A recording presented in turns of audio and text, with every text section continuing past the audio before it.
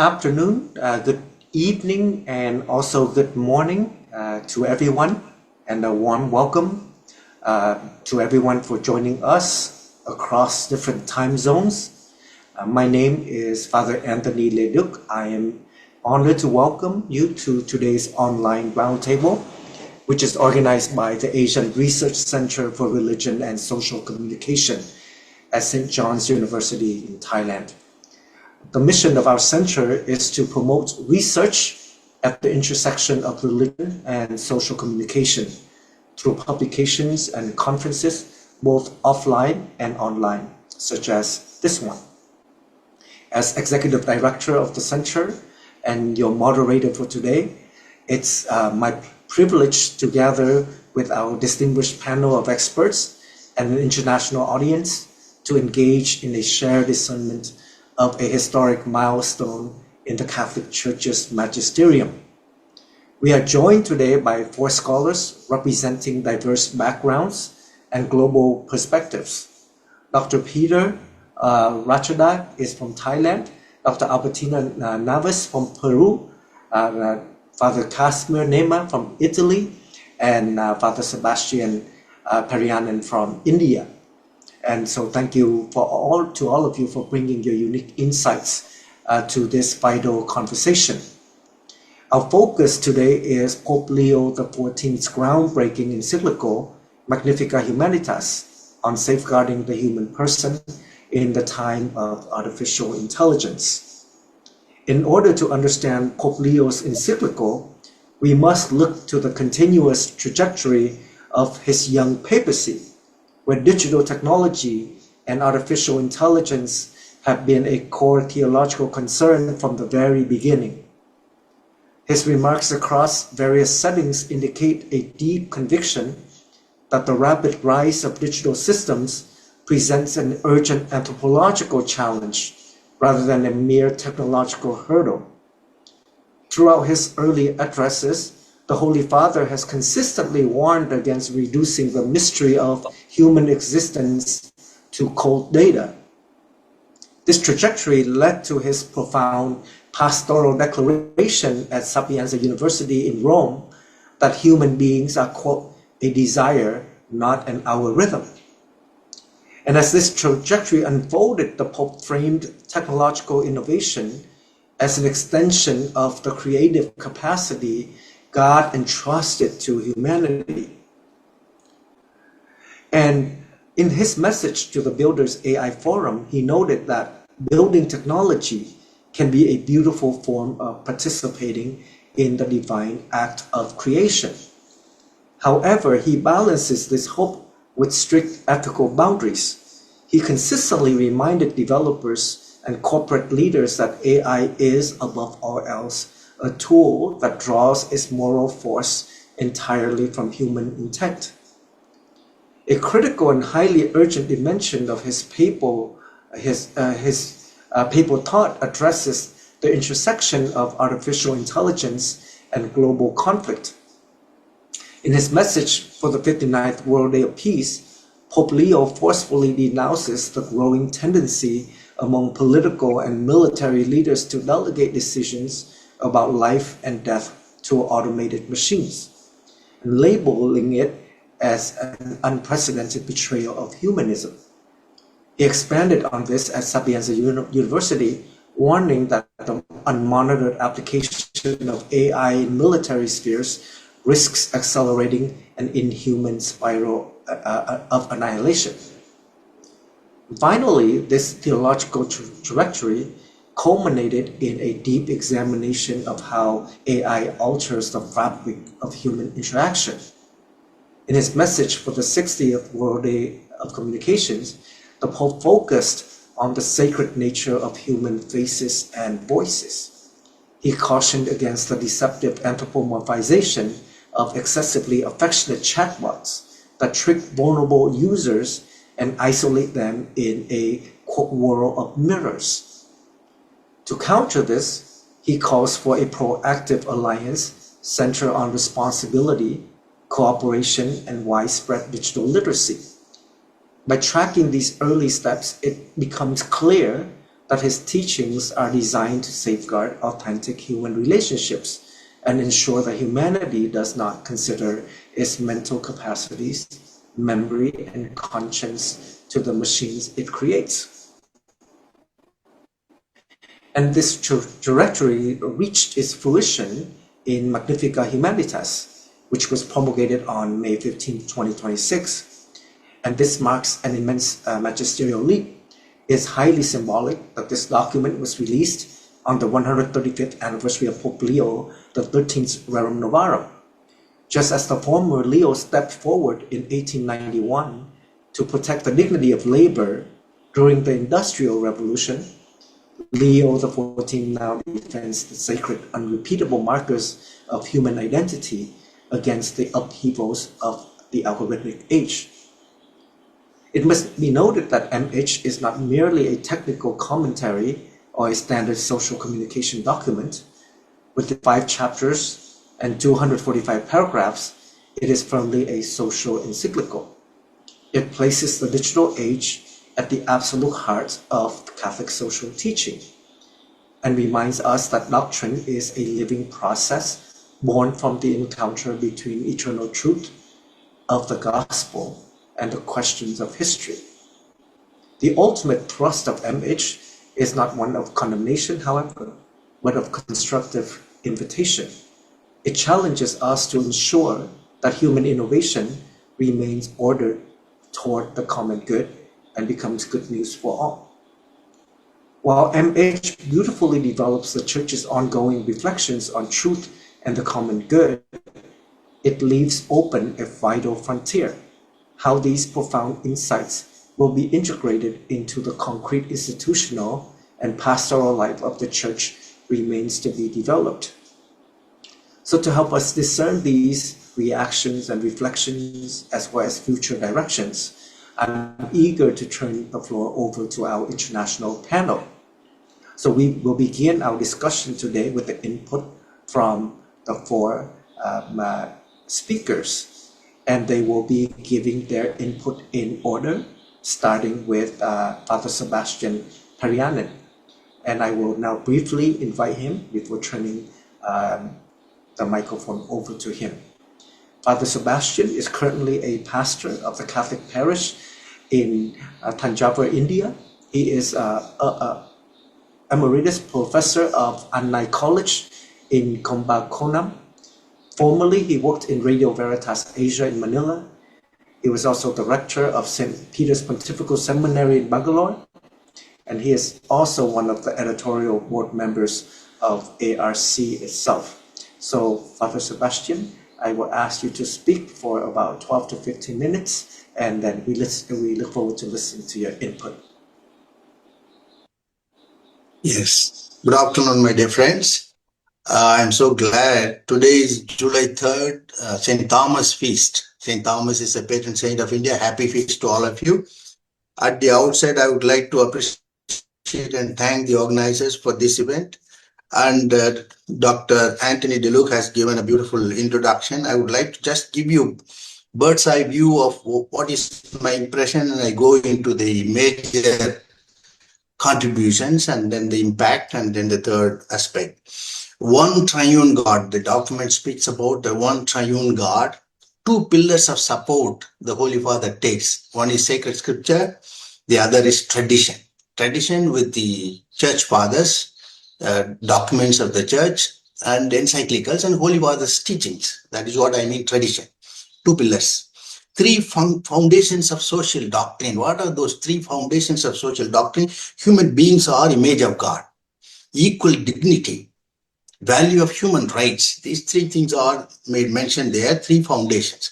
And there are 3 themes. Very interesting, exciting themes are truth, work, freedom.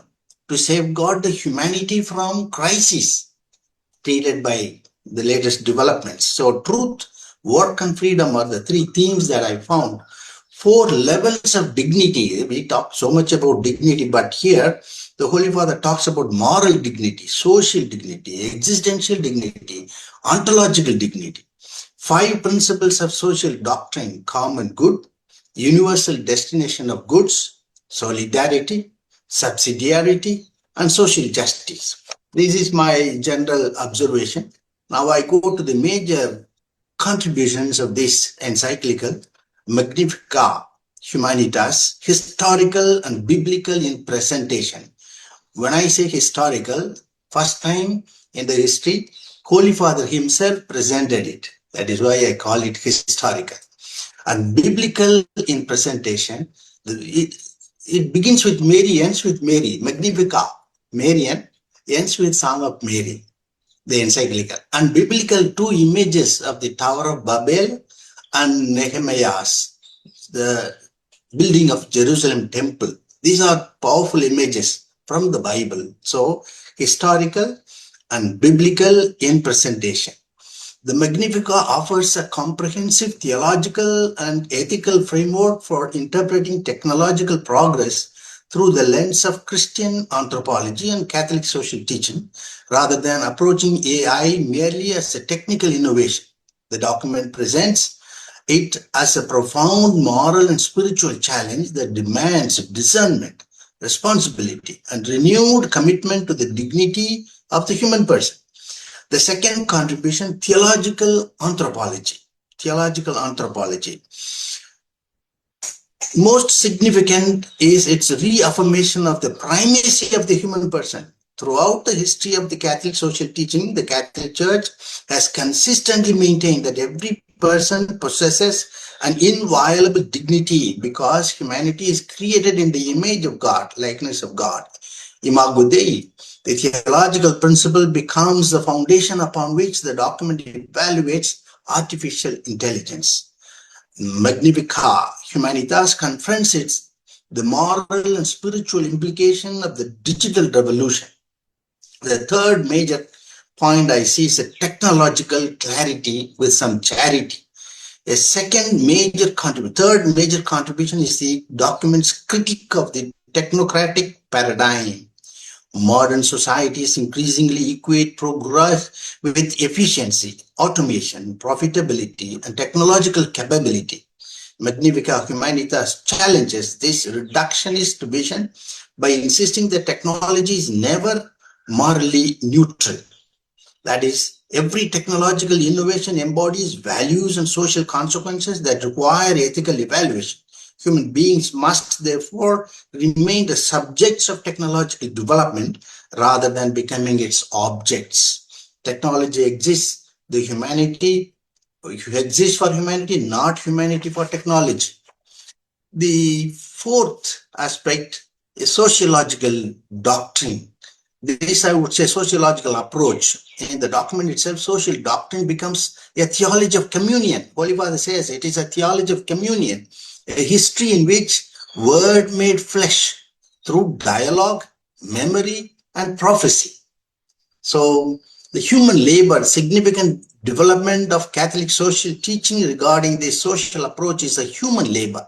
Echoing rerum novarum, AI is interpreted as initiating a new industrial revolution whose consequences will reshape employment, production, and economic participation.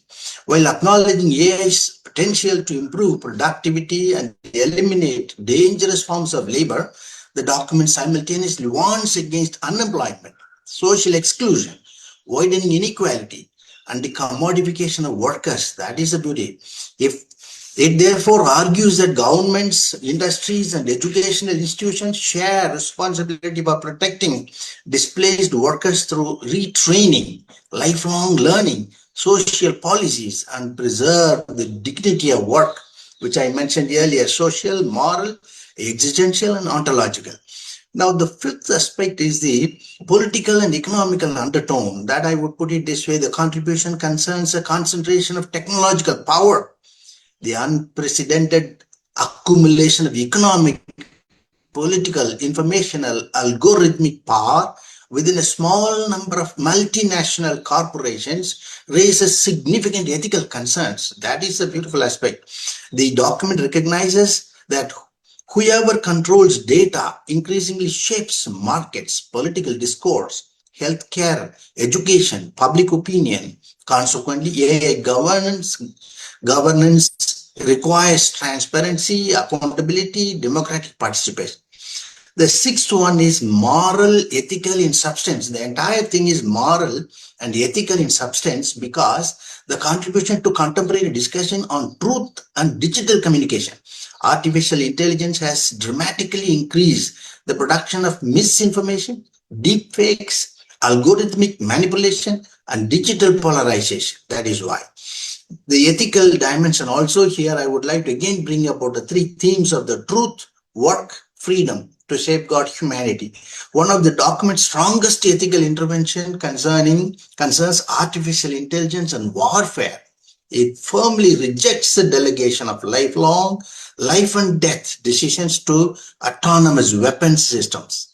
Moral responsibility cannot be transferred to algorithms because only human persons possess conscience and ethical accountability. By calling for the disarmament of AI, the document extends the church's long-standing commitment to peace into the realm of emerging military technologies and emphasizes that technological sophistication can never justify violence detached from the moral judgment. The next seventh observation is contribution I see. The document further extends ecological vision of Laudato Si. So ecological vision, this is the very nature of the document is ecological, recognizing the environmental costs of artificial intelligence. Large language models, cloud computing, data centers require enormous amount of electricity, water, and natural resources. I move on to the pastoral application. The Magnifica Humanitas offers a deeply theological pastoral vision of hope rather than portraying AI as either humanity's salvation or its destruction. It presents technology as a gift that requires moral wisdom. The ninth contribution, I would put it spiritual mission. So pastoral, spiritual, ecological, technological, theological. What do you mean by spiritual? Peace. Pope Leo says people desire peace. Pope Paul VI in the document it is quoted, the other name for development is peace. So humans long for peace. How can we achieve that peace? Through prayer, hope, Eucharistic spirituality, made in dedication. These are all mentioned in the document. So these are the 9 major contributions I have observed and I appreciate, and really it will go for a long time in the minds of the people. Now I move on to the potential impact on technological development. Although Magnifica Humanitas does not propose engineering solutions or technological regulations, it has the potential to influence the ethical imagination, shape the public discourse. That aspect is very important. Social encyclicals have shaped public discourse far beyond the boundaries of the Catholic Church. In a similar manner, this document could become an important moral reference point for policymakers, educators, engineers, ethicists, international organizations seeking to govern artificial intelligence responsibly. AI technology may be guided more by ethics. The second impact, maybe one significant impact would be the promotion of a human-centered model of AI rather than replacing human judgment, creativity, and relationships. Future technological development would increasingly focus on augmenting human capabilities while preserving human oversight and accountability. Such an approach encourages research into explainable, transparent, trustworthy, ethically aligned AI systems. Focus may shift from profit to dignity. That is very interesting. The next observation of impact, the document may also strengthen international efforts toward AI regulation by emphasizing transparency, accountability, human oversight, data protection, and restrictions on autonomous weapons. As governments around the world develop legal frameworks for artificial intelligence. The next impact will be economically. The document encourages societies to measure technological progress not solely through productivity or profit, but through its contribution to the common good. The document also contributes significantly to global discussions concerning digital colonialism. Control over massive data sets increasingly translates into political influence, economic advantage, and social control. By highlighting these realities, the document invites greater international cooperation to ensure that technological resources benefit all humanity rather than reinforcing existing inequalities between nations and social groups. AI will be judged by how it benefits humanity. Perhaps most importantly, the encyclical challenges transhumanist narratives that portray technology as humanity's ultimate destiny. While recognizing the remarkable achievements of science, it insists that no technological advancement can replace moral formation, spiritual growth, interpersonal relationships, or communion with God. Authentic human fulfillment remains fundamentally relational rather than technological. Now, the last third item is implications for the Catholic Church, how we can use it. The publication of Magnifica Humanitas would also present important pastoral responsibilities for the Catholic Church, rather than remaining a passive observer of technological change. The Church is called to become an active moral guide capable of accompanying individuals and societies through the ethical complexities of the digital age. Catholic education institutions should integrate artificial intelligence ethics into their curricula at every level. Seminaries, universities, schools, and catechetical programs should teach not only technical literacy but also philosophical anthropology, Catholic social teaching, digital citizenship, media ethics, and moral discernment.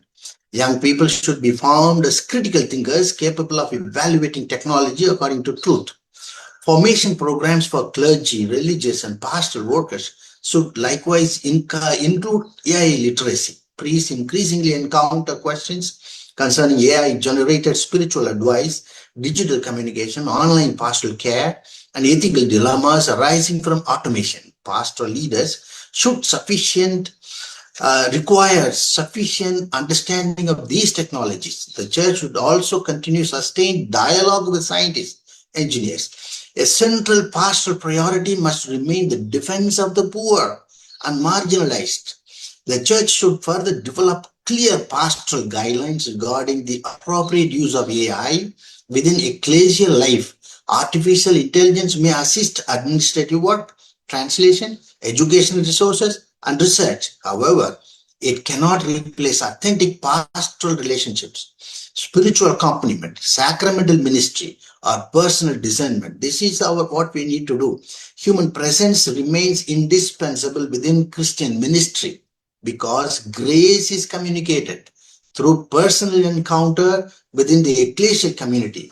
Finally, the Catholic institution should model responsible AI use by ensuring transparency, accountability, human oversight, and respect for privacy in their own technological practices. By doing so, the Church demonstrates that innovation and ethical responsibility are not opposing results, but complementary dimensions of authentic human development. I'm coming to the conclusion. I'm just going a little fast. Only when it promotes the dignity of every human person, strengthens solidarity, protects truth, advances justice, and contributes to the common good, like Rerum Novarum, address the moral challenges of industrialization, Magnifica Humanitas seeks to provide a moral compass for the digital age. And ultimately, the document reminds humanity that artificial intelligence, however sophisticated, remains a human creation. It can extend human capacities, but cannot replace human conscience, freedom, compassion, or love. The future of AI, therefore, depends not primarily on technological capability, but on moral wisdom. The Church is consequently called to accompany humanity in ensuring that artificial intelligence contributes not to a new Tower of Babel founded on domination and control, but to a civilization of love grounded in truth, justice, solidarity, and the God-given dignity of every human person. Mary's Song of Hope gives us few points for reflection. Faith contemplates, hope sustains, love unites us as an ecclesial body. Like Mary, let us become weavers of hope. Rebuild Jerusalem, take the side of the poor, remain human. AI is not evil, power Without accountability, we need to protect truth, work, and freedom. Build Jerusalem, not Babel. Voice for the human person is the voice of God. Thank you.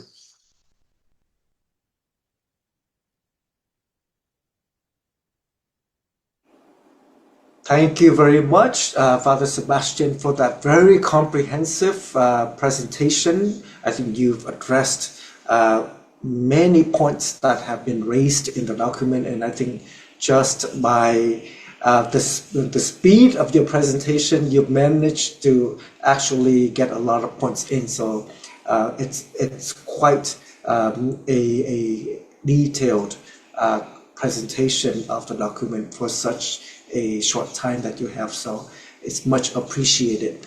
Now we go to the next speaker, Dr. Albertina Navis. Dr. Albertina holds a doctorate in communication, an MBA, and is a journalist with 25 years of professional experience. She specializes in strategic communication, digital marketing, and higher education, focusing on reputation management, crisis handling, and institutional marketing. Her background includes serving as the head of marketing and digital platforms for the Latin American Episcopal Council, as a facilitator for the Dicastery for Communication of the Holy See, and as the campaign lead in Latin America for Caritas Internationalis, turned that into Hope Global campaign. She's actively involved in providing digital communication training for Episcopal conferences and various religious communities throughout the region. So with this rich experience, we look forward to listening to Albertina's input. Thank you. Good morning. Well, good morning for me. Good evening for you. I am very honored to join this opportunity with you from South America. And of course, I'm very honored to share this roundtable in my capacity also as a communications research and as a lay woman. In this case, I would like to focus my speech on a professional strategy from the lens of a professional strategy, but also with a spiritual and ethical discernment. Of course, we've read in the encyclical that we are facing the signs of times, but we are not merely facing a technical update, but an epochal shift that changes how we think, how we work, and how we communicate. So if you had the chance, I would invite you to make a very short exercise. That would be take a device you have handy, go online to any of the most popular AI platforms, maybe Gemini, ChatGPT, DeepSeek, and ask it, what do you know about? It may be about yourself, about your diocese, about your university, about your school, whatever. And try to do it in different languages. I may do it in Spanish, you in English, maybe you also speak any other native languages of your country. And we will find that the answers may be very diverse. And maybe the answer I get in Spanish may be different from the ones you get in English and in many other native languages. So the first questions we may ask ourselves is the information that I'm asking for to an AI platform, first of all, does it exist on the topic that I'm asking about? Secondly, is it accurate? And third, is it updated? And there we go to the first point I would like to raise. That is that technology is not neutral. And that is something that the encyclical focus on. But why is it is not neutral? And because of two main reasons. Because of training limitations, we have to be aware that these are platforms trained with information, and they are deciding or choosing which sources to take the information from. And also because it has design limitations. Be aware that these platforms work on a preset questions. So they ask a question, they go yes or no, yes or no, yes or no, and they continue to try to get to the answer. I would like to share with you the result of a prompt I had in this platform. I don't know if you may see this. Let me see. It says it needs permission. Oh, let me see. Okay. Yes, there we go. So this is an AI platform called Leonardo.ai. And about a year ago, when it was just announced that Pope Leo was the new Pope, I made a prompt and I'd say, please make an image very realistic about Pope Leo in the context of Chiclayo, which was his diocese for over 8 years, and surrounded by his people, by his community. And this was the result.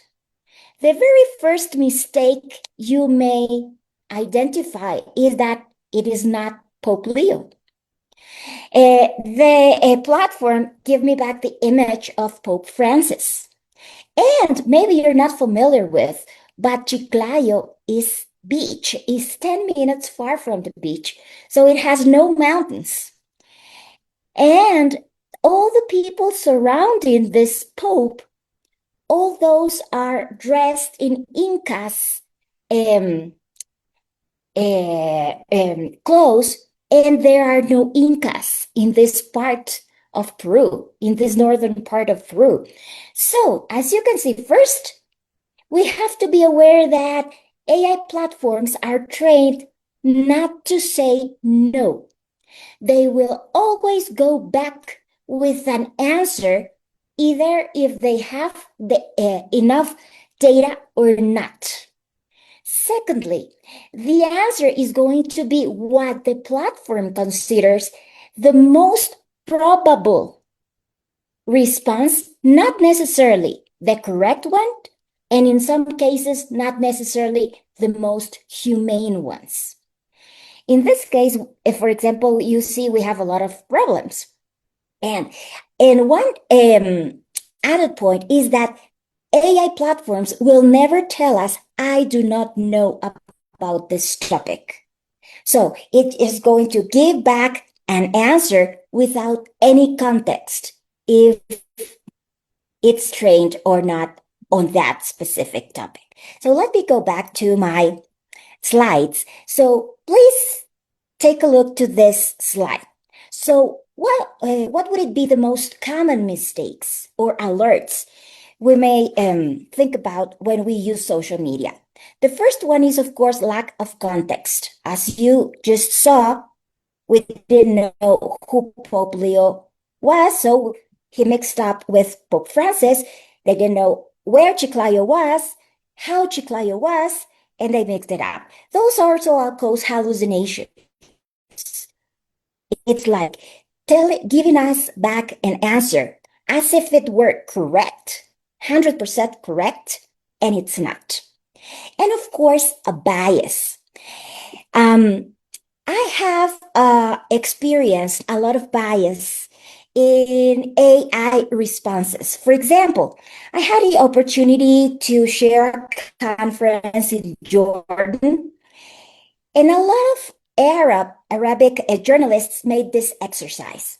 They made a question on the same platforms, Gemini, ChatGPT, etc., in English and in Arabic. And the answer back was very different in English than in Arabic. And in some cases, they didn't even have an answer in Arabic. So, of course, technology is not neutral. So, technology carries a built-in focus on efficiency that compromises, in some cases, human dignity that cannot be left unchecked. We are called then to dynamically interpret these shifts through the lens of Catholic social doctrine without losing our moral anchor. Of course, technology has these dark sides, but also some lights. And what would it be those positive approaches that we may have to this technology? First, I would say that there's a lot of research ongoing and a lot of R&D development on how to move forward from chatbots with our very robotic conversations to virtual assistants based on AI generative platforms. So, what is the point? We are trying to make conversations more human. What is being raised? There's a lot of loneliness in internet, and that is something we have to be worried about as Catholics, especially as Catholic communicators. Because sometimes when we start working on our digital mission, sometimes, of course, we feel discouraged because people say negative comments, they share hate, they may be insulting, but sometimes it's because they really feel lonely and they're looking for a purpose. They're looking for a response. They're looking for some empathy. At one point in time, when I was living outside of my country, I lost my father, my brother, and my aunt in a very short period of time. And what I got from social media was just this encouraging things like move ahead, show must go on, try to leave it up, etc. And there was no empathy. So I think this is critical for us to understand that maybe AI was in the first time developed with the idea of simulating the brain functions, and it did, and maybe it exceeded because we are not able to process trillions of data in half of a second, but it is not able to, even though it mimics humane conversations, there is not a human behind. So empathy may not be replaced. Creativity may not be replaced. Ethical discernment may not be replaced. So one thing I would like also to share with you is that, as I was telling you, there are no, it's very biased, the information. I work a lot on Again, chair. Okay. I work a lot on our research focused on digital crisis, mainly focused on sexual abuse cases in the Catholic Church. When I started prompting these very generalistic platforms, they were very biased with the results. For example, the very first sentence I got was, all priests are abusers. And then I go back. Why do you say all priests? What is your source to make this statement? Oh, well, you're right. Maybe they're not all, but the majority. Why the majority? Based on what? Well, it may be not the majority, but many of them. But as you can see, it's very biased. And finally, the final result of this conversation was, well, actually, I'm not trained to talk about sexual abuse. It's blocked keyword, so may you look for information somewhere else. And that's where I finally found this AI platform called magisterium.com, which is a Catholic AI platform sourced exclusively with Catholic documents.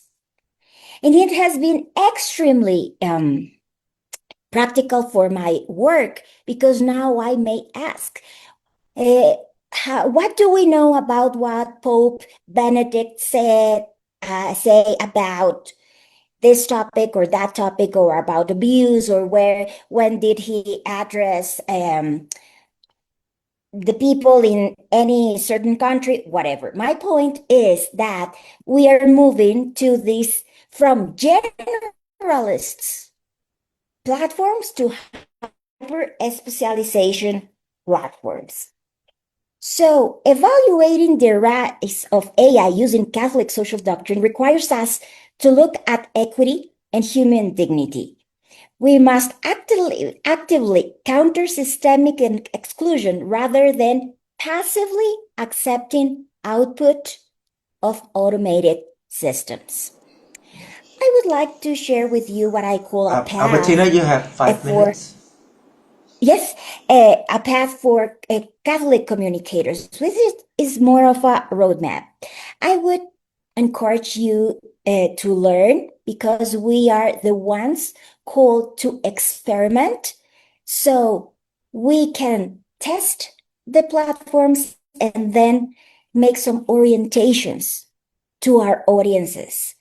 We have to apply this new knowledge. We have to analyze and, of course, teach with a critical perspective, and we must contribute. These little interactions that may seem absolutely unuseful, of telling them, well, not all priests are abusers. It may not change the whole algorithm, but it's going to start to train specific conversations for some users, and at some point in time, it may have an impact on the whole system.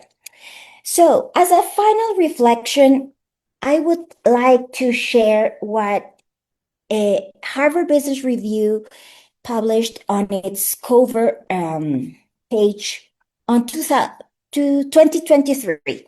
And it says, AI won't replace humans, but humans with AI will replace humans without AI. It may be true, but it may be risky as well. I would say that conscience is not an algorithm, because AI lacks a soul and an embodied conscience. Firm boundaries must be set. The human professional must always remain the final ethical filter of all our actions in an AI environment. So thank you all for this minutes. I hope we had a chance to share a bit more. Thank you. Thank you very much, Dr. Navis, for that very practical approach presentation to our topic today. I think we see that from the presentation of Father Sebastian, a lot of the theoretical ideas in the document, and in this presentation we see how the use of AI impacts our daily workings, and also how we can navigate this in order to serve us better in our work and ministry. I now want to invite Dr. Peter Rachada to give his input. And before that, I will briefly introduce him. Dr. Peter is educated in Britain. He has a doctorate degree in computer science with specialization in educational technology, providing the foundation for his expertise in digital transformation. He co-founded Lycus News and is currently its executive director, the regional English news service of the Roman Catholic Mission of Bangkok, and an official source of news in Asia for Vatican News. Currently, Dr. is the Secretary General of SIGNES, the World Catholic Association for Communication, and he's the first Asian to be voted into this position by the organization's worldwide members. We welcome Dr. Peter and his input. Thank you very much, Father Anthony, and Sawadee Krab. I should start this in a particular way. I should say, my name is Peter, and it's been 8 years since my last social media post. That was on Facebook, and IG. I've never been on Twitter, and of course, I haven't been on X. I'm not exactly sure why that happened 8 years ago. Um, But the encyclical did give me some structure to my confusion. Um, and also, I think some of you may share this experience. At the New Year, perhaps over Easter, I received a lot of New Year wishes. Um, and I've received a lot of the pictures that were obviously AI generated. With the people sending it in the graphics as well. I had the same kind of discomfort. I guess that's the word that I can use when I receive those ones. I never quite know where the discomfort comes from. Um, Maybe it's from my photography years where I wanted to capture a genuine moment, a beautiful moment that actually took place. And the AI generated image of some of my closest friends quite unsettle me. um, but I never really put a structure to it. I never tell people, "Oh, don't use Facebook, don't use IG." I just felt uncomfortable using it. And then it was actually just before the encyclical was released, when I was in Rome. Father Casimir was there as well for the conference on AI organized by the Dicastery for Communication. And I was really fortunate to be listening to Prefect Dr. Paolo Ruffini giving his introductory speech. There were two sentences. I mean, he gave a wonderful speech, but there were two that really captured my attention. One, he said, society should strive for a relationship with others that is not just a computation. I thought, that sounds familiar. That does make sense to me. And then he followed that with human beings can never be reduced to a profile, a datum, or an algorithm. And then yeah, he completely captured my attention then. Um, despite I was quite far back in the auditorium, I felt like he was speaking directly to me. And so when Father Anthony asked me to reflect on the encyclical, I felt like there was some personal connection uh, that I felt with it with its text. Um, I must confess that I've never read any encyclical back to back. Um, Even Laudato Si. I'm sorry, Father Pedro. I know you're there. Um, I read the summary. And I was a big fan of Pope Francis, so I should have read his encyclical. But the first one I read is, yeah, Magnifica Humanitas. It's a page turner. Uh, it gets you right at the beginning. As I say, you got me at hello.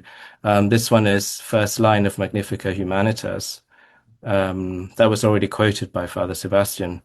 Humanity, created by God in all its grandeur, is today facing a pivotal choice, either to construct a new Tower of Babel or to build the city in which God and humanity dwell together.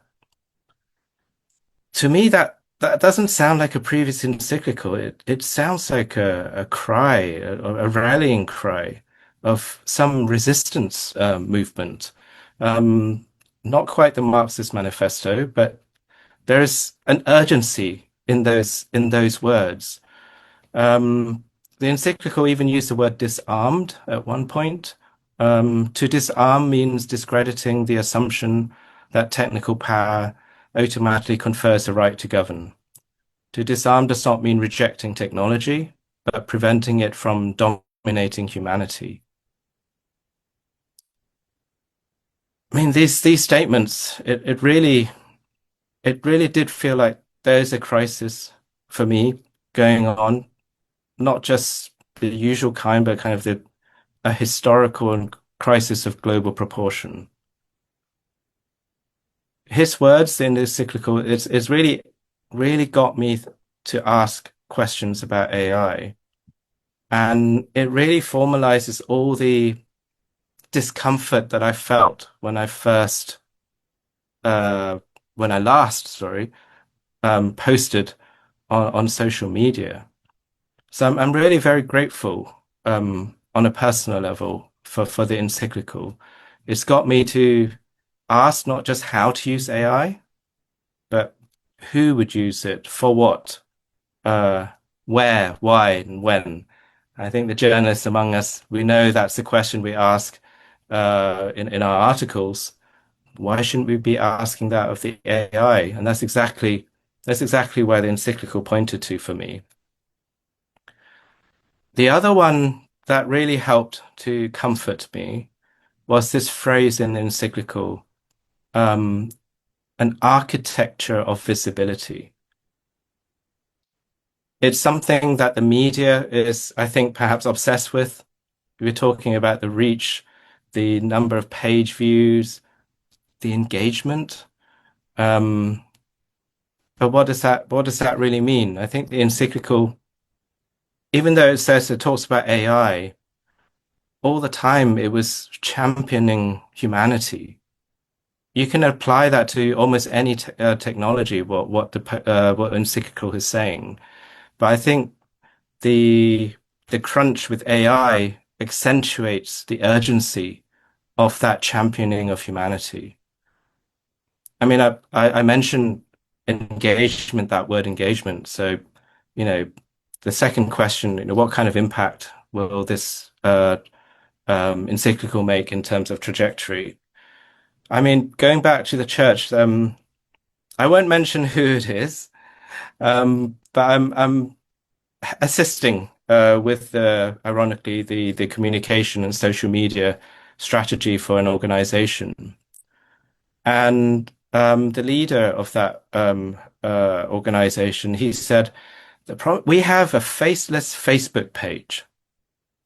And so I said, Father, what do you want to use your Facebook page for?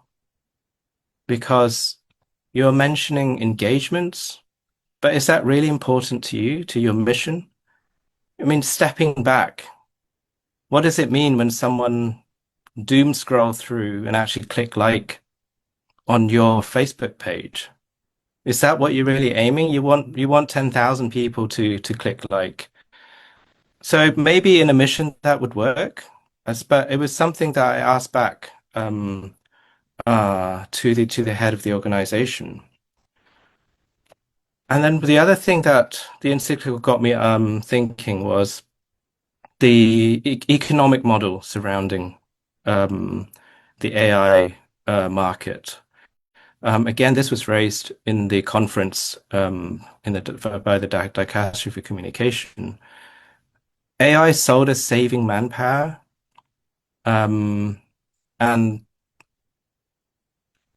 every time they do that, they don't talk about the values that it destroys.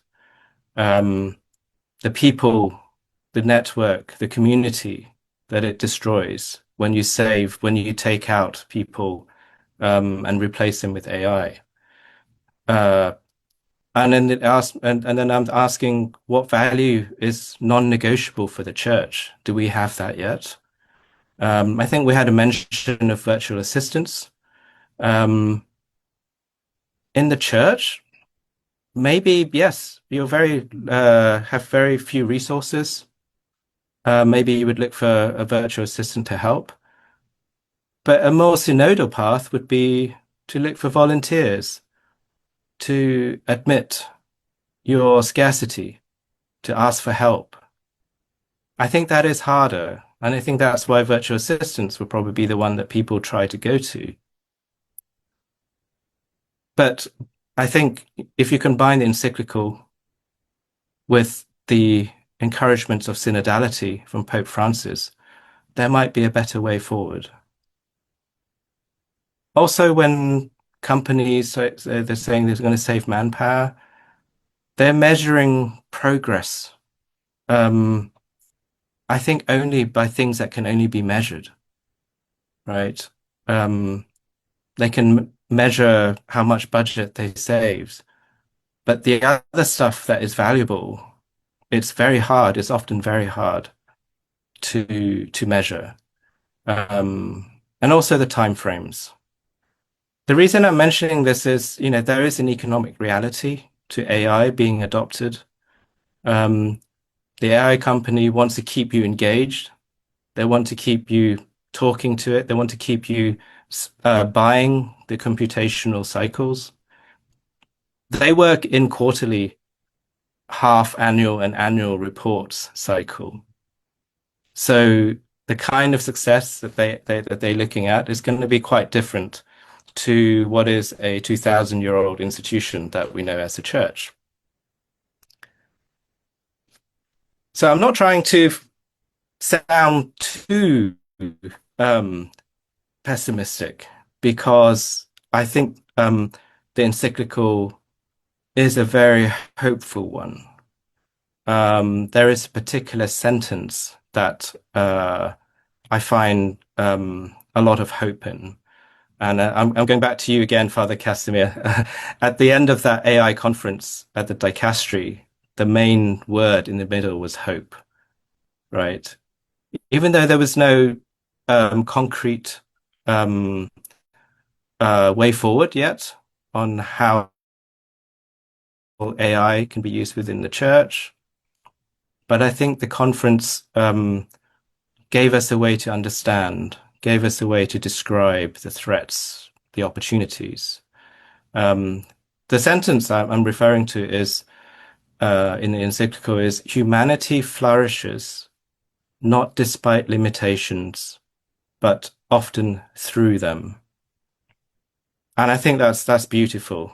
The missions of the church, I've been very privileged to have spent a lot of time with religious sisters through our Cygnus, what we call the Wisdom Calls project, where we try to connect religious sisters with secular media. And they do absolutely amazing, heroic. Often it doesn't make any sense for someone to give that kind of commitment in their lives, despite overwhelming opposition. But they work through it. They work through despite their limitations to help save women on the streets in Kenya, to help save mining communities affected by minings in the Philippines. I think that's where the church should really be focusing its energy on.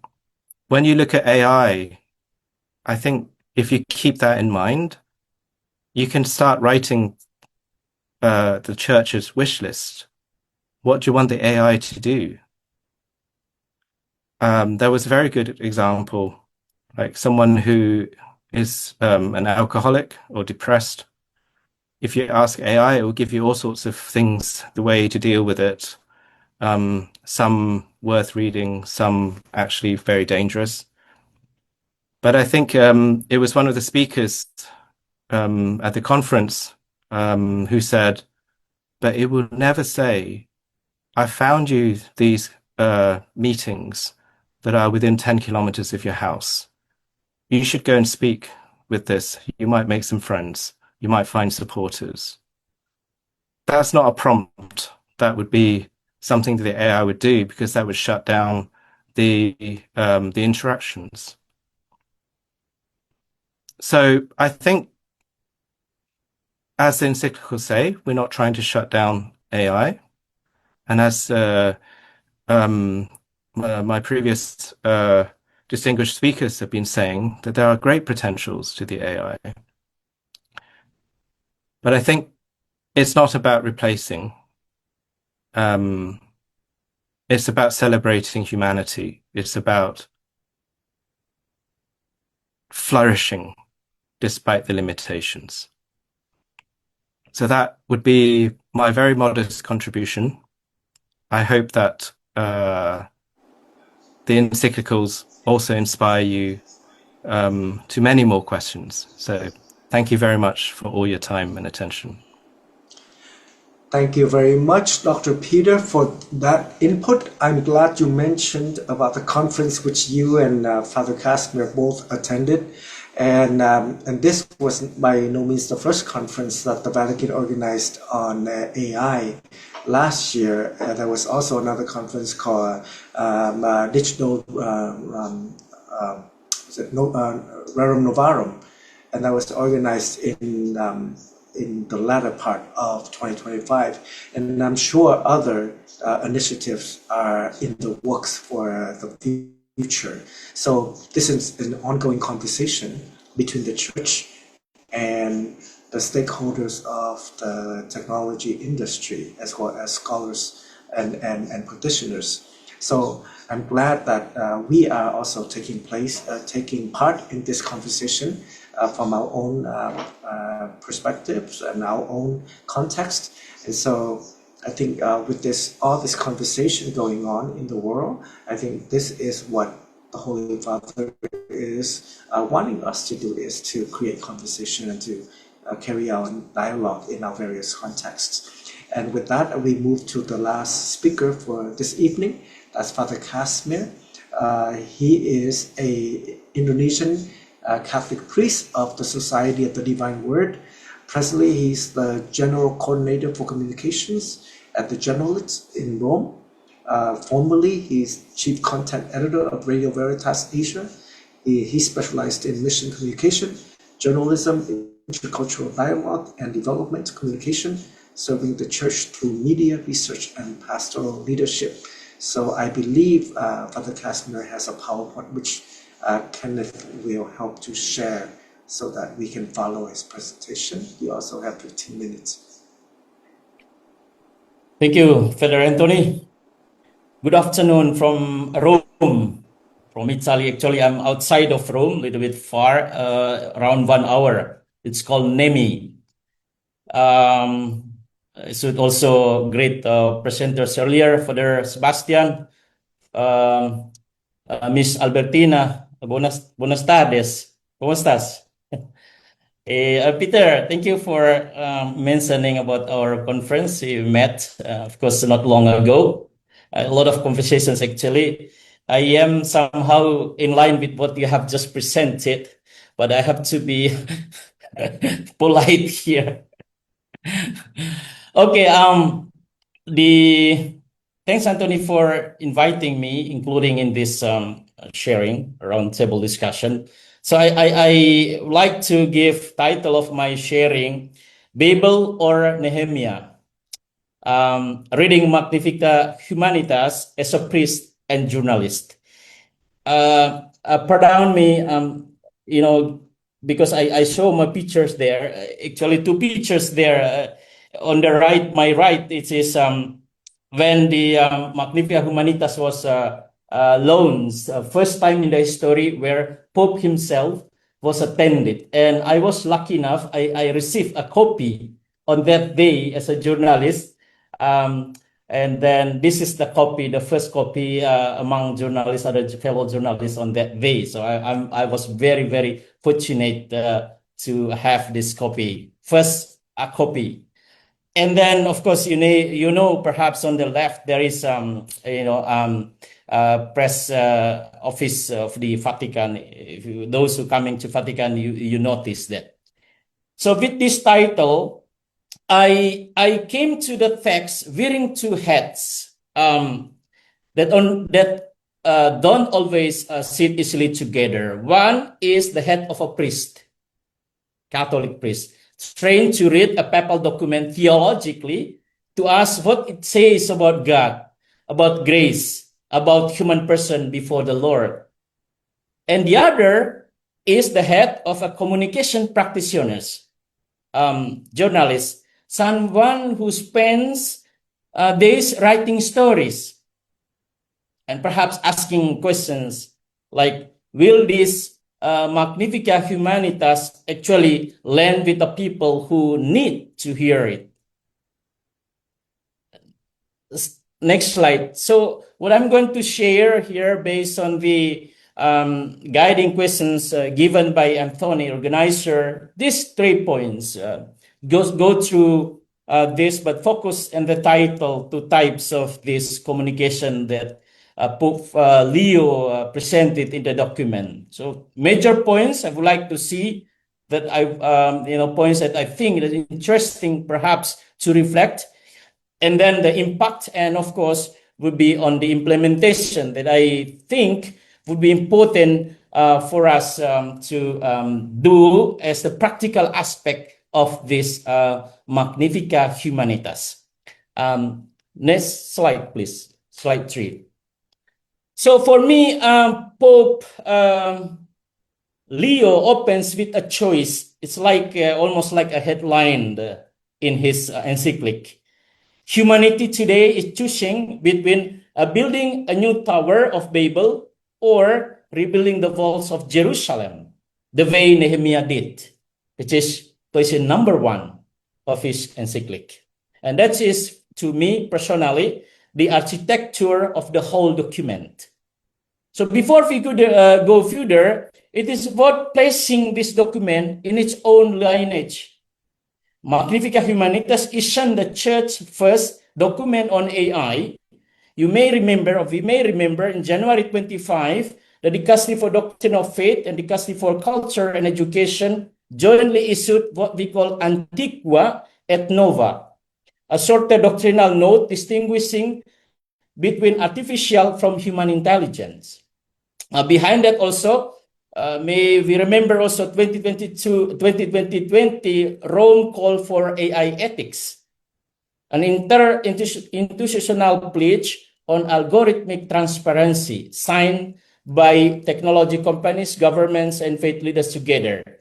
My point here, what Pope Leo gives us here in this encyclic is not the first encyclical level treatment. It's not start from nothing. So next slide.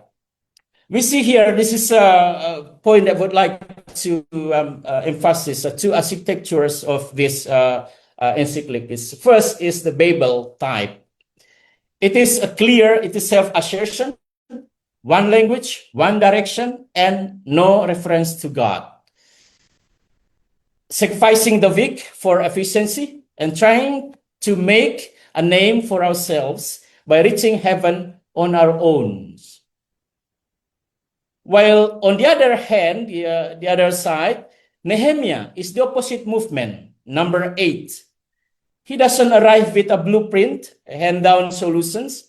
He surveys the ruins in Shiloh first, then he assigns every group, priests, families, workers, even young people, a section of the wall, and they rebuild together.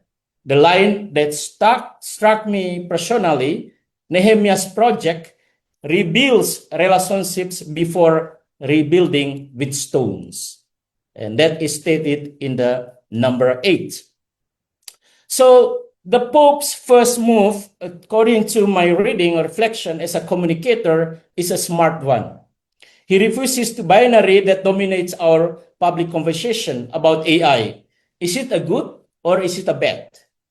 Technology in itself, he says, is not a solution to humanity's problem, but it isn't inherently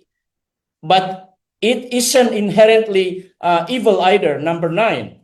In practice, though, it says it is never neutral because, word quoting precisely, it says, takes on the characteristic of those who devise it, finance it, regulate it, and use it. Number 9. So I think the real choice isn't yes or no to AI. It is about whether you choose to be in the side of Babel or Nehemiah. So he sharpens with this what he calls the Babel syndrome, the adultery of profit, the sacrifice, the weak, the pretense that even a digital language can translate the mystery of person into data and performance. Slide 5. From there, we see here the documents does something I didn't expect from an encyclical. If you notice, those who have read this document, there are 2 full chapters regarding these points. Before actually it turns into AI. AI chapter is only the last 2 chapters really talks about AI. You see here the topics of human dignity and the common good, which is also talk about the good, health, and pursuit together. And there's also topics about universal destination, extended to patterns, algorithms, data infrastructure, and also the topics on subsidiarity and topics on solidarity and social justice, and so on and so forth. So the point here, this is one of the encyclicals I found, though it is the concentration is on AI, but it's not directly, explain AI and all pages. There is something in between, which is to some extent, it gives us a profound theological foundation of the encyclic, but also from those who only wanted to see AI explanation, you might be found it difficult in that sense, or not interesting at least. Slide 6. So chapter 3 turns to AI directly. And here's, according to my reading, the theological center of gravity of the whole letter. Pope Leo names the deeper danger plainly.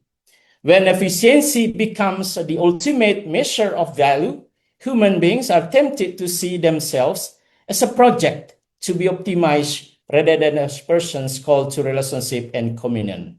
It's number 112.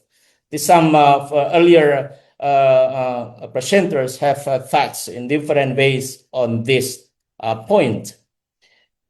What is interesting here, not job loss, not misinformation, not privacy. Those he names too, but this is the deeper wound, I believe. Against that, he makes genuinely countercultural move. Our limits, illness, aging, vulnerability, suffering are not defects to be engineered away.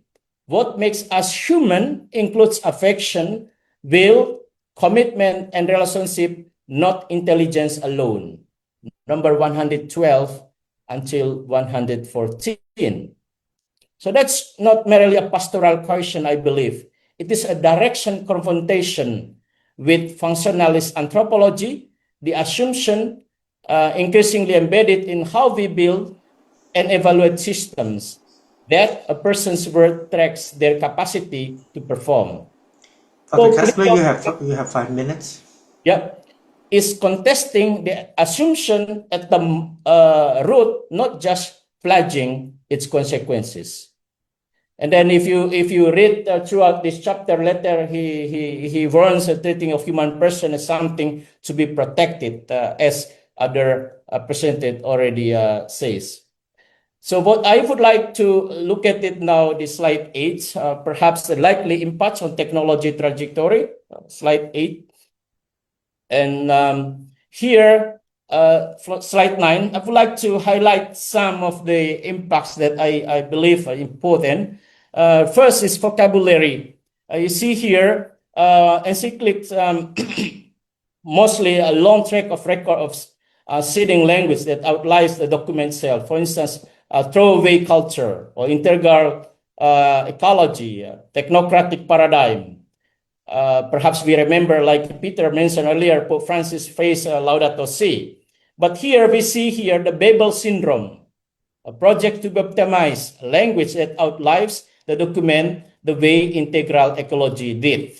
And second is about, it gives Catholic institutional actors a framework they can actually use, investors, universities, and so on. And a third here is about frontier labs or limited reach. Pope mentioned that power today sits with private transnational actors. Real transaction is at the margins, that is schools, media, and procurement. Now, my last contribution would be how should the current church implement this? In the slide 11, I have some suggestions here. 11. Go slide 12. Yes.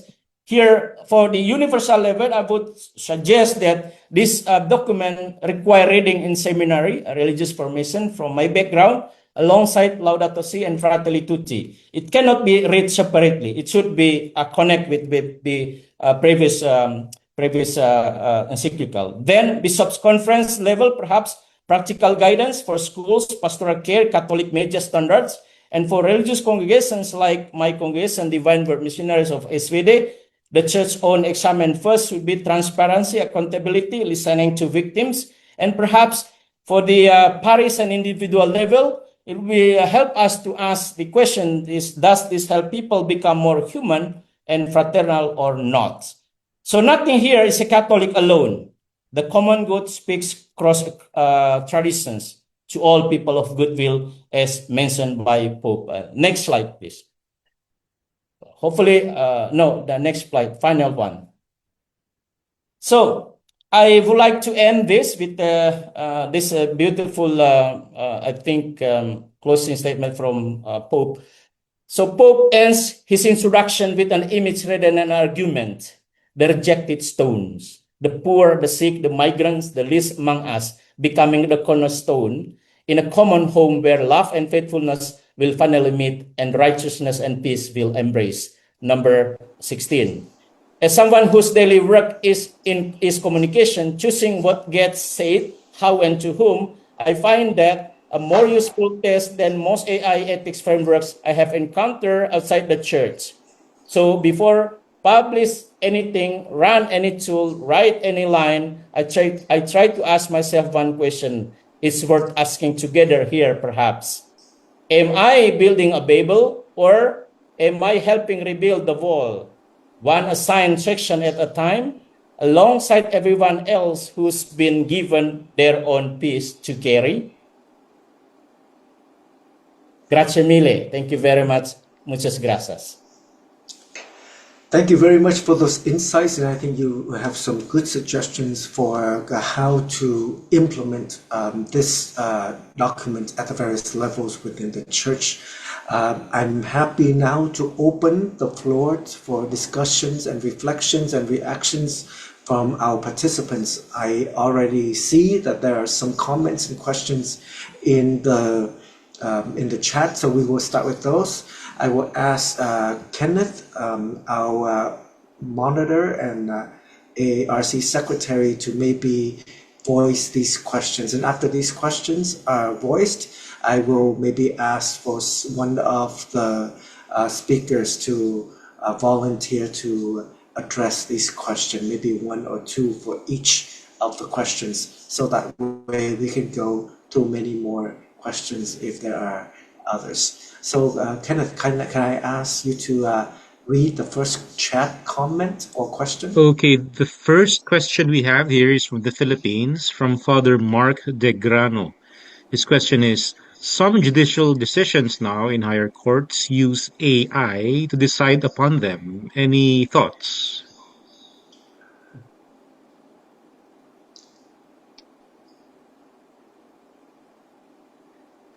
Maybe I will ask Peter. I think you may have some comments on this, since you come more from a technical kind of background.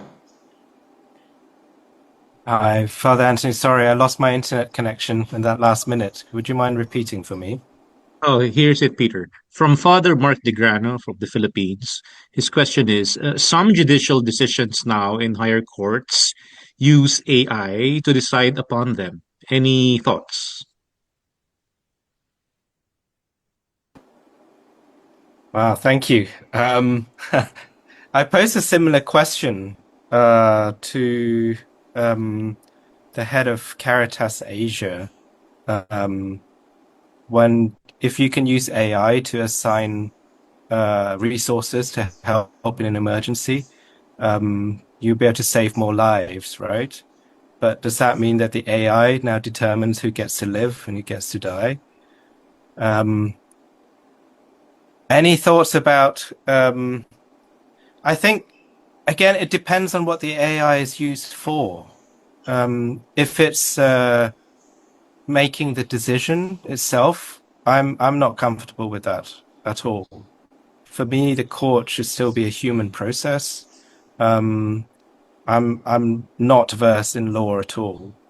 But I think in terms of helping to make use of, make sense of a large document, perhaps. But again, as Dr. Albertina says, there can be a lot of hallucination. So I don't think it's ready for that. I don't think society should be accepting the margin of error with the use of AI for that purpose. But as with all things, we have to see what the actual what the case is. Is it litigation?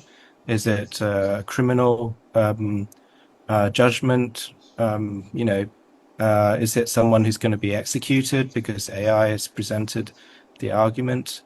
So I think it needs to be looked at in context. Thank you. Thank you, Peter. Why I'm here, we're still on Father Mark. Father Mark also had a second brief question, and maybe I will ask Albertina to address this. Can I have a religious experience with AI? So speaking as a lay woman, can you have a religious experience with AI? Oh, what a thoughtful and difficult question. Well, I may say yes, not because of AI, but because of the grace of God. I mean, God may talk to us in any way, through a history we're reading on a book, through a friend we just met, through the news we're watching on TV. And from that perspective, from God's grace and from God's generosity, I think that AI is just a channel, as many others, in which God may gives us a message. From that sense, I would say yes. Thank you very much for that concise and very insightful answer. Kenneth, can I get the next question? Well, our next question is from our friend, Father Patrick. His question is, I'm to Father Sebastian. I'm only wondering whether the future course of AGI, or artificial general intelligence, is sufficiently taken into consideration in the content of the text. He's also congratulating Father Sebastian. Father Sebastian, can you turn on your microphone, please? You're muted.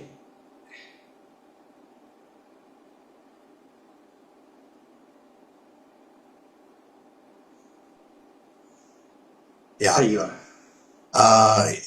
Will you please kindly repeat once again, please? Okay, the question of Father Patrick is, the encyclical is a very timely, bold public intervention in the age of AI. I am only wondering whether the future course of AGI, or artificial general intelligence, is sufficiently taken into consideration in the content of the text. No. So to some extent, they have not taken consideration of the whole thing. Sorry. Yeah.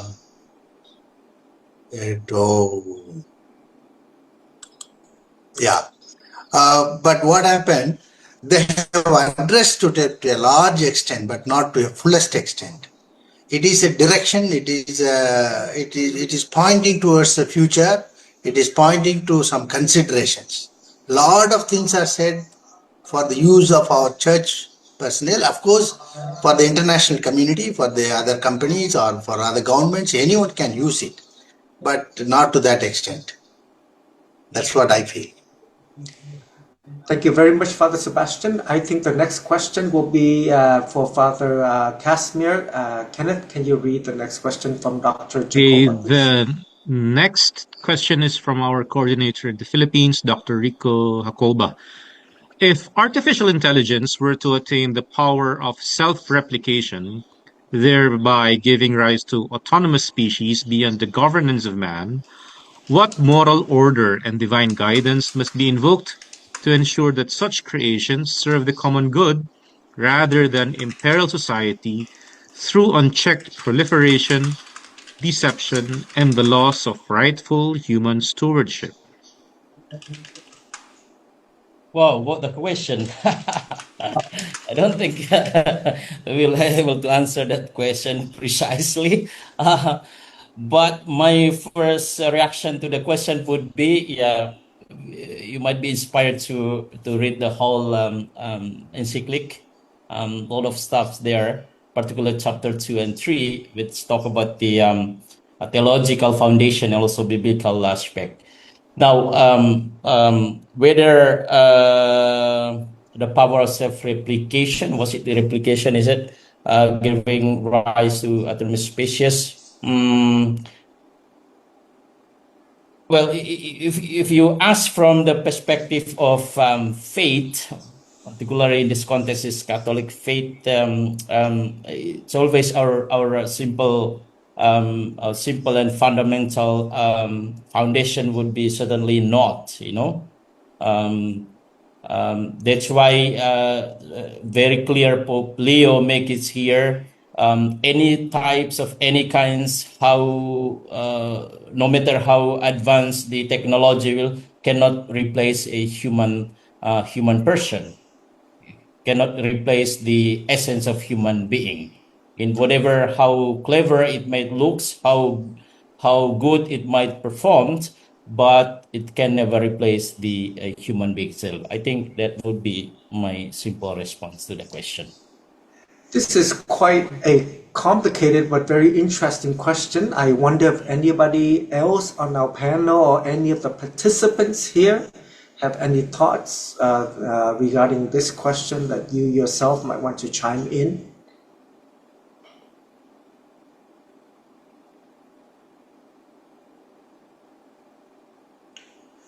Yes, I see Father Mark has raised his hand. Father Mark, please turn on your microphone and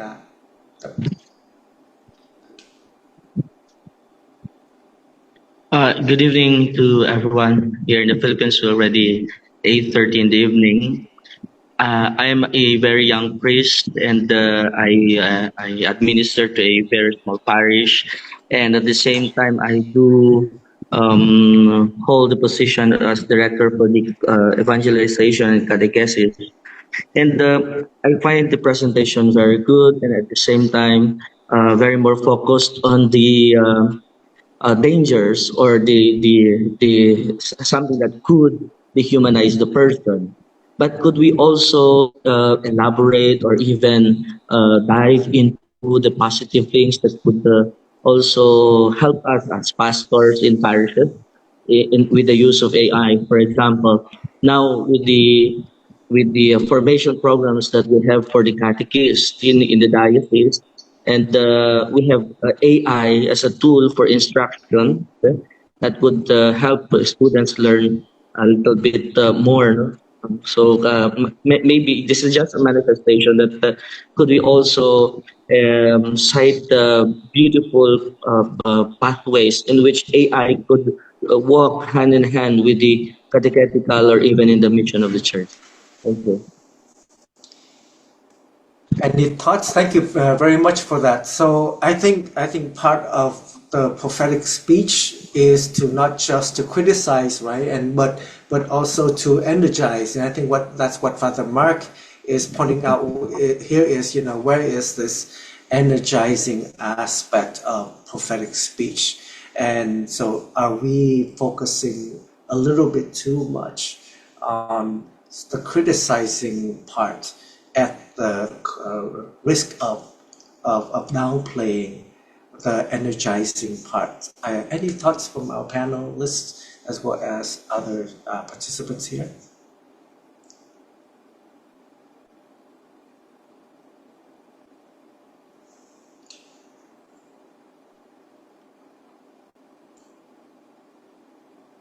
Navas Maybe. is raising her hand. Okay, Albertina, please. Yes. Well, in fact, I am a little pro technology. I do teach my students the risks of using AI to educate them in how to address the technology with a critical thought. Nevertheless, I find there's a lot of light and a lot of good things coming out of it. First, of course, in medical impact. For example, now we can have a very accurate diagnosis before having symptoms, for example. And that's a great application of AI.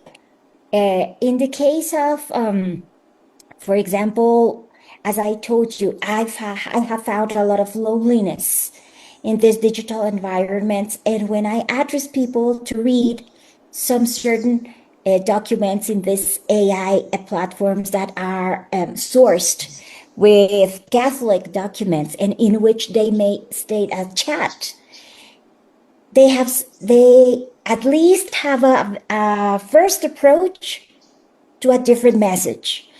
And I think that's very important. So I think that we have to raise the point of the risks, but we have to be aware that there are a lot of opportunities for all of us. Of course, the automation of a lot of operative tasks and all those things that are very natural. But the actual point is that it's also another mean of mission. And the point is, this is now how we work, we think, we produce information, how we communicate. It intermediates everything. So we have to make it as part of our toolkit of our digital mission. Anthony, may I respond a little bit? Yes, please. Yeah. If to my reading by Pope Leo by writing this encyclic on AI as his first encyclic, it is also at the same time to emphasize that he only does not see the AI as something that risky, but it's also important to human life. He also acknowledged in this encyclic the positive aspect of this AI. And if you look at also go beyond that, the process of writing, even the launching itself, the Vatican involves so many scholars, experts on AI. You know, this is to show how the church, Pope Leo himself, acknowledge the advantage, the benefits that AI for the evangelization, for the mission. What is only perhaps to balance the points that here he's trying to also kind of guidelines, of course, to caution us that what is important is we should always put the human person as the center of everything. Thank you very much for that input. Anyone else would like to jump in? Okay, I see Victorian. Peter is raising his hand. Okay, Peter. Okay, so I will. I think Victorian had raised his hand before me. I saw. Okay, so please Victorian go and ahead. then Peter. Yeah. So I think this is a good topic to maybe mull over a little bit. So Victorian, please. Turn on your microphone, please. Let me see.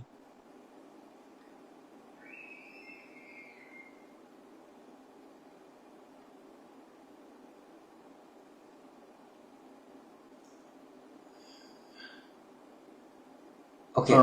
Okay, so good. These are wonderful presentations, and I think all the speakers have done justice to the topic. And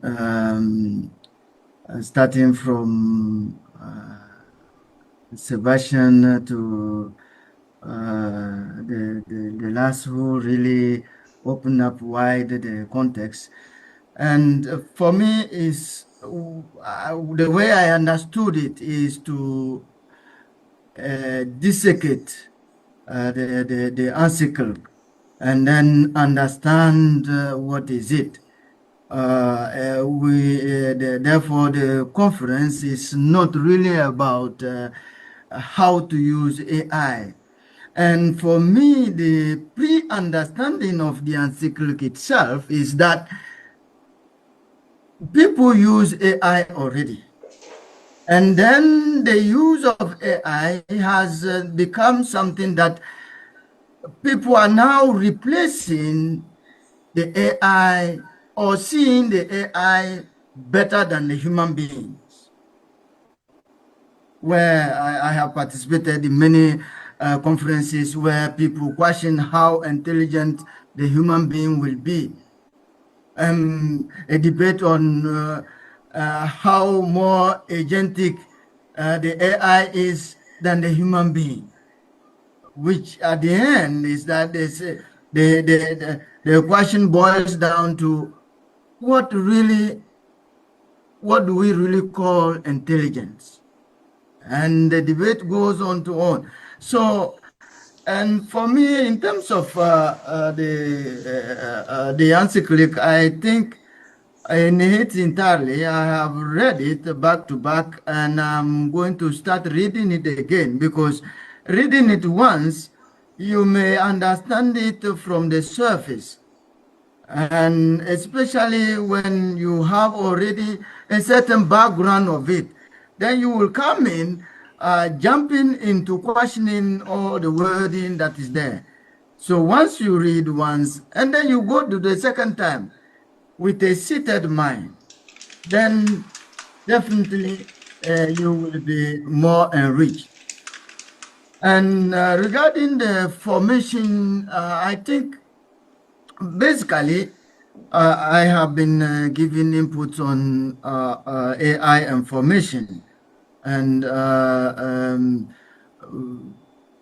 I think Father Anthony was here last year when I gave one of the talks, and I gave an input to formators in the US on that, where not only that we need ethical things, but each formation coming to put boundaries on understanding.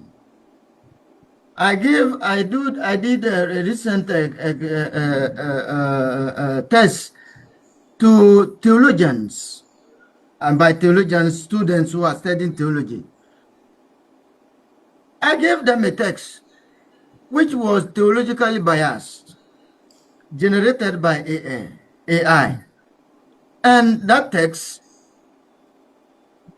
the AI brought all kinds of theological backgrounds, Pentecostal theology, what we call Protestant theology, and the Catholic theology, the Orthodox theology. It blended everything. Then I said, do my students understand this theological point? Is it a Roman Catholic theology? All of them said yes. Meanwhile, it wasn't the case. I started now highlighting, this is not a Catholic theology. This is not a Catholic theology. Check it out. So which means that if students are not well formed in theology, they will not be able to really make a sounded theology. They will just copy what AI say. And this boiled back to the spiritual nourishment. And we know many Pentecostal churches are more powerful in using social media and dumping all kinds of thoughts and reflections. So, and the AI question, when you ask it to generate, it will just pull all these sources together and put it. So that will be a challenge for formators in theological schools, because you cannot prevent students right now from using AI, because as long as you have internet, you have AI. Even WhatsApp now has included Meta. So how will you prevent it? You can't. So that is my point. Thank you very much, Victorian. Peter, please give your input. Thank you. I just wanted to point out, just for more discussions later, to distinguish between general AI versus specific domain-specific AI, because I think I've observed from examples that were given, for example, the medical field, that is not ChatGPT. You're prompting it to say, look at this picture. Does this person have cancer? It's a very specific AI engine that is developed to diagnose or to find solutions. So I think the reason why that would be useful, I think, to distinguish in further discussion is that one version uses a lot more energy and natural resources than the other, right? And so I think that would be the limiting factor in terms of how it proliferates around the world. In the recent news about Thailand trying to get data centers, to be hosted here, and everyone's going, "Oh, there's going to be so much investment, and if we don't get it, we're going to lose so much." And I thought, if you put a data center here, you already don't have enough water to plant rice. So what are you going to do once you have all these, Christmas Eve, New Year's Eve generating graphics, but you don't have enough water to feed your family? I think that's not really in the conversation. And I think for me, I'm a bit more pessimistic in the sense that legislations, moral guidance can make a difference, because in the end, the most powerful people and the richest people in the world are going to go and do what would be the most profitable. So until we make that not profitable for them, in the way we behave, AI would be developed in whatever way will get the most people to use it. So in the hopeful sense, if they do that and it's specific, domain specific, there is hope. But if we keep on using our water and our air in these huge data centers for general intelligence, then it's looking quite bleak. So thank you. Thank you very much. Dr. Sebastian, yes? Yeah, it is a very good discussion, and Dr. Peter also spoke, Albertine also spoke. You see, I was very faithful to the document, and the document is excellent. But like the previous speaker pointed out, but you can't live without the cell phone, and the cell phone works with AI. Our conversation is AI. Everything is AI now. You can't live without AI. Everything is being touched by AI. You go anywhere, it is all through AI. That being said, what is the most about? Can I have God experience through AI? Albertina said, yes, I really appreciate that. It is possible. It is possible. God's grace can pass through any channel. Now, it is not evil. You make it evil. You make it evil. It is not evil. It is God-given gift. The document says AI is a God-given gift. And as I said in the previous intervention, they have not gone into the full exploration of all the AI aspects into the document. They have taken the AI, but Dr. Anthony knows that I'm also reflecting on divine quantum in my next paper. I'm reflecting about divine quantum. It is something more. It is tremendous. We will have to do a lot of work can be done. Always remember the document. This is the basic framework. What Pope Leo has given us, a beautiful framework has been given. But we can also work on it as long as we promote justice, liberation, salvation, peace, joy. We can work. Only thing, Instead of talking about artificial intelligence, we can talk about sacrificial intelligence. Instead of talking about market economy, talk about moral wisdom. Instead of manipulation through machine and data, cultivation of love and respect, that is important. Rich and powerful dominate. Poor and marginalized are loved by God. AI may lead us to alienation. Prayer and hope lead us to relationship with God. That is my answer. Thank you. Thank you very much. I think with those thoughts, we can conclude our discussion, which has been very fruitful and engaging. And of course, this conversation will continue in various contexts, in various platforms. For this evening, I would like to sincerely thank all of our speakers, Father Sebastian, Dr. Peter, Father Casimir, and also Dr. Albertina for your valuable and insightful input. And I look forward to further reflections that come out from you as well as our participants in the future. We invite you to continue to follow our ARC website and email for other programs